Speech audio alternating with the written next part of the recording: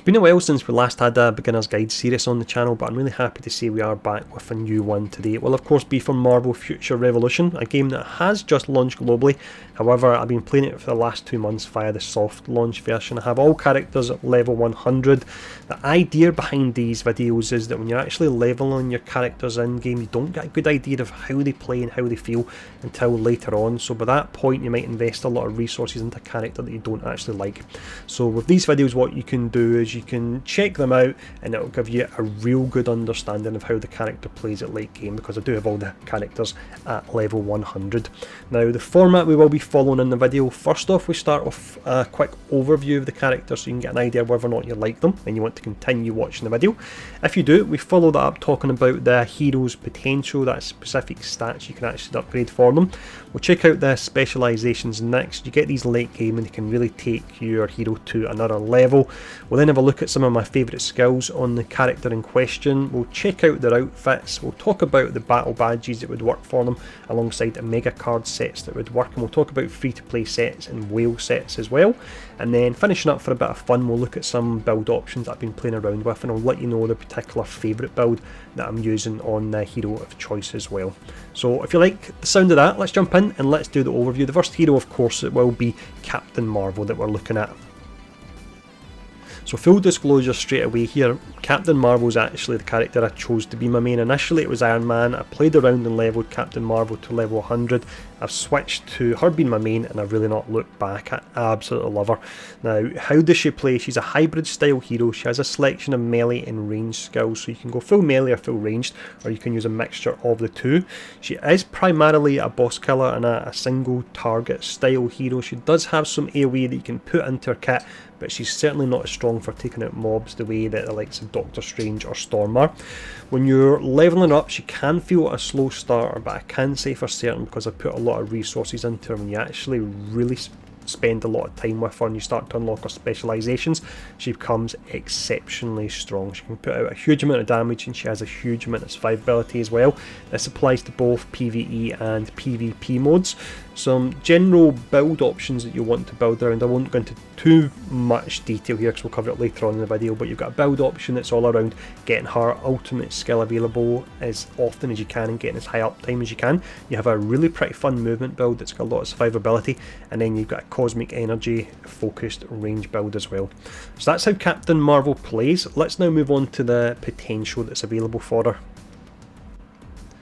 So the potential then is additional specific stats that you can actually assign to your hero. By the time you level them up to level 100, you only have about a third of this system completed, so it is quite important that you don't invest in stats that perhaps aren't too important for the build you're going for, and then it'll take you an absolute age after level 100 to actually get further potential unlocked. The reason we're starting off looking at the potential system first is it's actually a great way to give an idea of a hero's strengths and weaknesses. You can look at the specific stats that are offered for the hero, and that's the game in a way telling you this is how you should be building this particular hero. Now you can see the in-game UI here. I'm a big fan of infographics, making things a lot clearer, so let's actually jump over and we'll check out an infographic where I've condensed everything into one page, and it makes it so much easier to see. So with all these infographics, they are actually available on my Discord. I'll put a link to that in the description below if you want to jump over there and take a copy of some more high-res versions of them. But with this here, the important part's really down the bottom when I've collated all the different potential and added it up. Now, with characters, I would say you always want to make a beeline for your attack, defense, and your hit points straight away. After that, you can then choose, it's normally one of 3 or 4 different specific stats that you can start to invest in. So we've got stamina recovery, defense pierce, and guard damage decrease. I would say guard damage decrease is probably the weakest one.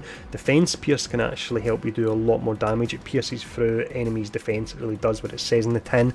Stamina recovery, with the build I'm running, I don't actually need it, but there is a movement build that you can actually do for it where you'll be spamming your abilities. If you're wanting to use that, then you invest in the stamina recovery. But that is the potential for it. Let's have a look at the specialisations now. So specialisations are unlocked at level 70. The currency to upgrade them you get from your end game raids, so you want to work your way up to your ultimate raid as soon as you can. Specialisations can completely transform your heroes, and very much like the potential, they give you a good idea of a general direction the game is nudging you in regards to actually building your hero. So you can see how the in-game UI looks here, but let's check out the infographic I've made for it. So when it comes to your specialisations, then you can only equip 4 at a time, but let's quickly run through them. I'll give my thoughts on them. First tree is Photon Energy, so you've got Photon Acceleration, increases attack by 15% when flying, defence by 15% when landed. A decent buff, but quite situational. I don't think I would actually invest in this. You have Energy Retrieval, increases damage of the first skill used within 5 seconds after defeating an enemy by 36%. Incredibly situational, but if you're a player that likes to be very hands-on, we have a beam attack that we'll look at in just a minute or two, and if you were to use this beam attack after you actually proc this, the damage numbers you do would be absolutely through the roof. So it's one that's worth considering. We have Shield Neutralization next. It increases guard damage of Cosmic Energy class by 27.5%, so you can actually stun enemies. Pretty decent, but I don't think I would go for this one here. I prefer just to deal damage and kill them rather than stunning them. We have Energy Enhancement next, increases attack by 20% when battle lasts for 6 seconds. The majority of battles you're running late game, your raids and your blitz, I say the majority, all your raids and your blitz will be lasting longer than 20 seconds, so a flat 20% damage increase is actually really nice. I would consider this one. Looking at battle skill, you've got Photon Field Enhancement, increases duration of self-granted buffs by 35%. She has a buff where she can increase her defence by around about 50%, so this would actually increase the duration of that buff. And also when you activate her ultimate ability that we'll look at again in just a minute, you get various buffs with that and you actually increase the duration of that as well, and that allows you to get close to your 100% uptime with the buffs that come via her ultimates when she goes into binary mode. Next up we have Battle Awakening. When critically damaged, become invincible for 2 seconds and restore 35% of full hit point. It has got a cooldown of 5 minutes. The only mode it doesn't work in is a Mega War. This is one I would most definitely go for. When you're running your raids and you get knocked out, it has to cost you 100 crystal to revive. This saves you from having to spend the crystals. You get that one revive there, so this is fantastic. We have Photon Absorption next. Recover dodge gauge by 40% when using a Lightspeed Movement class skill, so that's pretty awesome, especially if you pair it up with Dodge Prediction. Decreases Lightspeed Movement class skills cooldown by 20% when using a dodge skill, so you can see you use the two of them together and it allows you to just sit all over the screen, and you've got a ton of invincibility if you actually use this, so potential for a real fun build using these two. Looking at binary power, you've got Healing Factor Enhanced. With this particular one here, you recover hit point by 33% when using an escape skill. That's not a dodge, it's just your guard when your guard is broken. This is not worth investing in at all. Photon Flow is up next. When superhuman strength type skill used, restore 25% of guard dodge. I wouldn't go for this one. Energy Conversion increases ultimate skill gauge recovery by 50% when hit point is 50% or higher. This is a must-have if you're going for the ultimate build where you try and get high uptime on it, and there's an ability that actually increases or restores your ultimate gauge. This will actually increase that ability by up to 50% as well if it's maxed out, so this is amazing. And then finishing up here we have Superhuman Endurance. This decreases the damage received by 24% when hit points are below 30%, so pretty situational, but if you're looking to build perhaps a melee tanky Captain Marvel, then that would certainly work for you. So that's the specialisation. Let's have a look at some of the favourite skills I've got for her.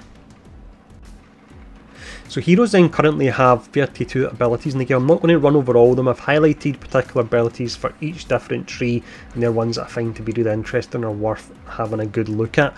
So the first one we've got here is Enforcing Charge. The reason I like this, it decreases defence in this instance by 38.2% for 5 seconds when the skill lands. So you'll cast this and then you'll follow up on your hard hitting skills and you'll really ramp up your damage.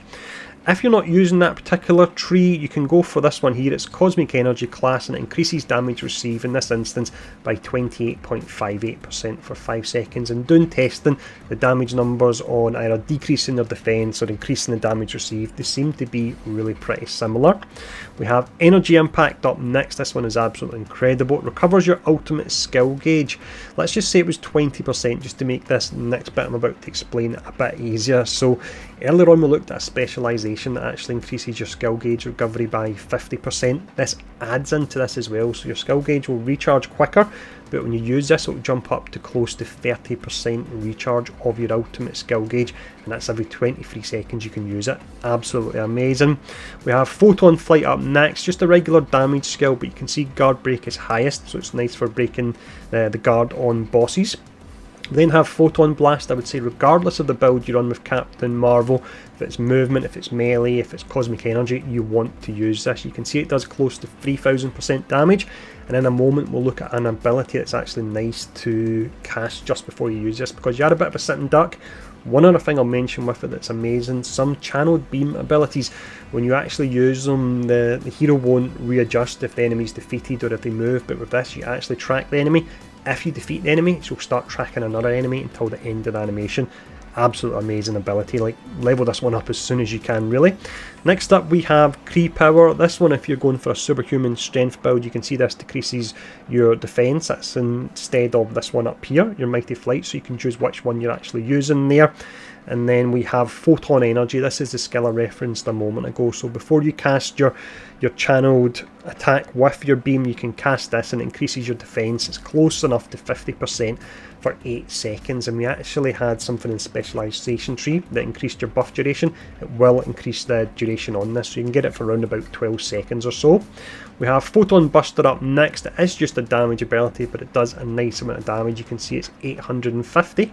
And then we'll quickly go on to the ultimate here. This is incredible, and again, I said earlier on in the video, what I think you personally want to build towards is a build where you can have as high uptime, and this is possible. So it's Binary Eruption. You become immune to damage and debuffs for 3 seconds, so it's great to press if an enemy's about to do a huge AoE. You can't dodge. 3 seconds is a decent amount of time for invulnerability. You increase attack by near enough 50% for 20 seconds. Debuff immunity for 20 seconds, and you'll knock down the enemy and do a huge amount of damage as well. This is absolutely amazing. It's probably my favourite ultimate ability in the game, and again you've got that particular playstyle you can go for where you can increase how quickly your ultimate actually charges, and you can also increase the buff duration on it as well. I think the buff duration can go up to around about 27 seconds or so, so I'm pretty sure at a high level you can get close to 100% uptime on a 50% damage buff and debuff immunity as well. Yeah, just absolutely amazing.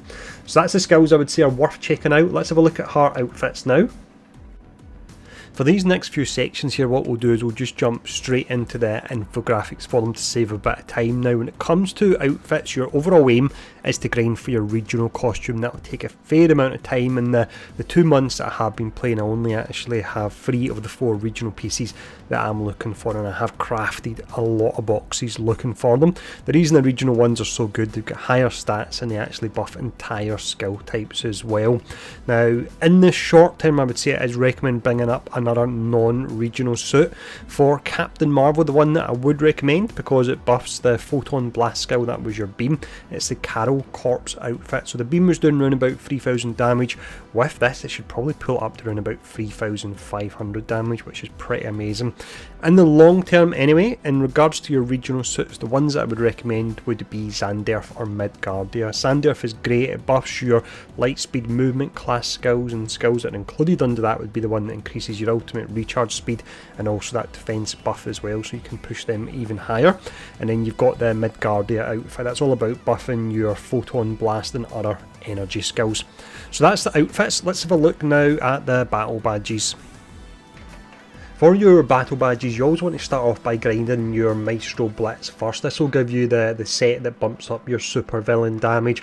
After that, when you actually head into the Dark Zone, there's various different sets that are available there. Ones that I would say would work well on Captain Marvel, you've got your standard attack set, that's Lord of the Desert, that comes via Maestro. You've got your Universal Domination from MODOK. This can be nice because it boosts our defense, and remember we had that ability that increased our defense by 50%, so you're getting round about an additional 450 defense on the 900 it's already given you.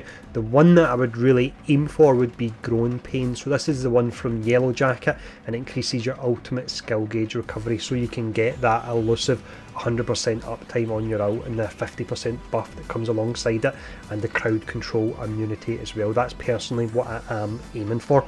That's the battle badges anyway that you would look out for. Let's have a look at some of the mega card options. For the Omega cards then, you actually have two different sets. In a way, you've got one set you can earn via free to play, and there's another set you can only get particular special cards via the store. So I've split up the infographics for them. This is a free to play set.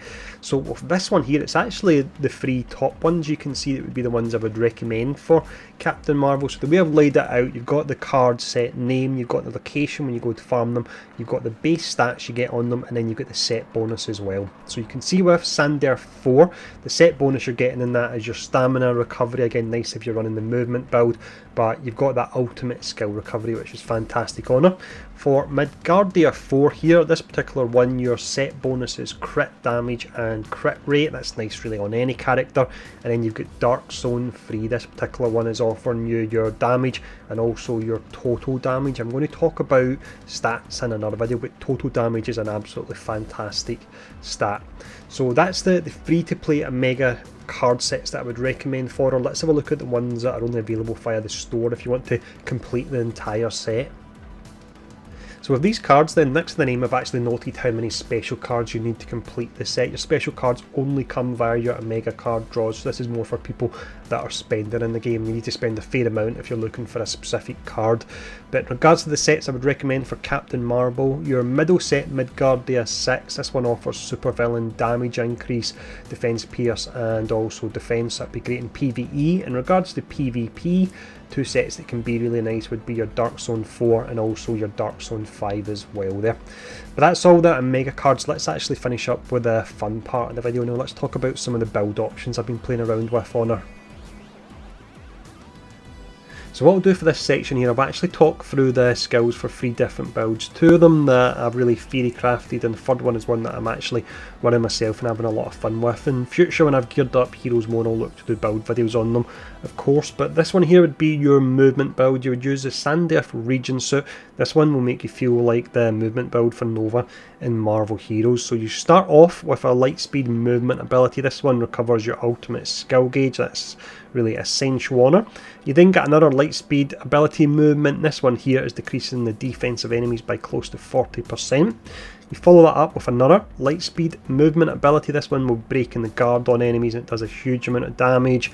And then you're going to be low on stamina, and the reason being, if you think back to specializations, there was 2 specializations where you could actually dodge and use your light speed ability movements to actually synergize in a way so you can fire them off even quicker. So you're going to run out of stamina quickly. That's why this ability comes in here. You can see you recover stamina for each target hit. And then finishing up for this particular build, I would say you would go for the Photon Blast. That really is essential no matter what build you actually run. So let's have a look at the next build here. This next build is just pure flat out range DPS. This is your Cosmic Energy build. So this one you would start off with your light speed movement ability, Energy Impact. Again, you're regaining your ultimate skill gauge. You want to use that no matter what build you're running really. Looking at ability number 2, we're not using the defense down. Instead, we're using Photon Charge, which increases the damage received by 28.58%. That's a Cosmic Energy attack you can see there. I should say with the Cosmic Energy build, you want to run the Midgardia outfit. Looking at ability number 4 here, we have Cosmic Energy once again. This one's firing multiple projectiles at the enemy and it does a nice amount of damage. And then finishing up, you have your Photon Blast. So if you've got this maxed out, it would be level 21. So once again, it would be doing around about 3,500 damage. So very much a glass cannon build, but one that has the potential to do just so much damage. Now let's finish up and look at the build that I'm actually running myself. So the final build then is the one that I'm actually running myself at the moment, and I'm having a lot of fun doing it. It's all about trying to get that elusive 100% uptime on your ultimate ability. So looking at my rotation here, I start off decreasing defense by 38.2% for 5 seconds on enemies. It's a light speed movement attack. I should mention the actual suit I would use in this is the Sandaire, because I've got a few light speed movement abilities. Next up, we have the ability here, recover your ultimate skill gauge by 19.1%, and this will actually go up even higher once you do get the full Sandaire suit. For ability number 3 here, we've just got a standard damage attack. This is your Photon Flight, and it's doing the high amount of guard break. Before I actually cast my beam, I like to use Photon Energy. So this one here increases defense by close to 50% for 8 seconds. I found that when I'm fighting the likes of Maestro and Lofi and so on, I can actually just tank their AoEs when this defensive shield is up, and then I can fire off this ability here, your Photon Blast, and it means sometimes you actually cast this and you need to dodge. It means you don't have to do that, so you can do the full ability. I've also noticed as well, as I've been starting to level her, that I can near enough get my ultimate ability available every time this skill is actually available, so that means I'm refreshing my ultimate in around about 30 seconds or so, which gives me an additional 50% damage boost on this. This particular build I will look to do a full video on it at a later date. But there we go, that's the first beginner's guide done. Hopefully it has been helpful. It took me a while to get around to doing this, but I've actually really enjoyed it now that I have done it. If the video has been helpful, please take the time to hit the like, share and subscribe button. Tell your friends about it, tell people in Red about it, tell everyone you can about it to help out the channel. But yeah, thanks for tuning in for this one. Let me know what you think of the format in the comments below, and I'll see you all again soon.